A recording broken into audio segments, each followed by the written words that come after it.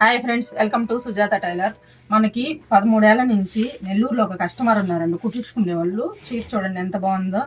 Silk చీర అనమాట. Silk చీరలోనే అదొక రకమైనది తెల్ల చీర. చూడండి డిజైన్ ఎంత బాగుందో, మొత్తం కంప్యూటర్ వర్క్ లాగా అనమాట.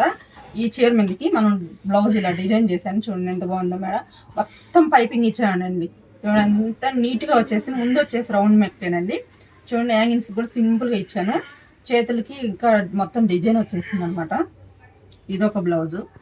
ఈ చీర మీదకి వచ్చేసి ఈ బ్లౌజ్ అనమాట. ఇది ఎలా ఉంది, బాగుంది కదా. ఇదొకటి. ఈ చీర మీదకి వచ్చేసి ఈ బ్లౌజు. దీనికి వచ్చేసి అదొక వెరైటీ. కుండ నెక్కు కాదు, అట్టని ఇది కాదు. బాగుంది కదా నెక్. ఇది చాలా బాగుంది. నాకైతే చాలా బాగా నచ్చిందండి.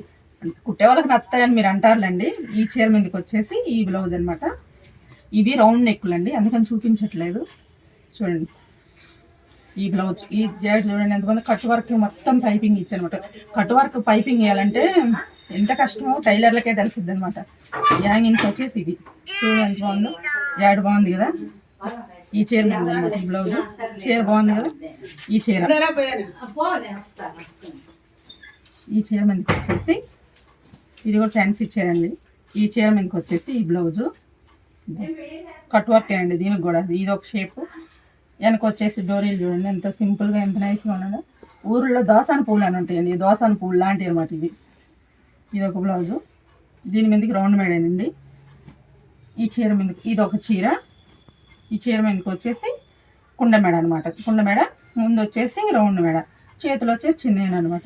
ఈ చీరల్లో ఈ మోడలు ఏ మోడల్ నచ్చిందో కామెంట్ చేయండి. వీడియో కానీ నచ్చినట్టయితే లైక్ చేసి, షేర్ చేసి, సబ్స్క్రైబ్ చేసుకోండి.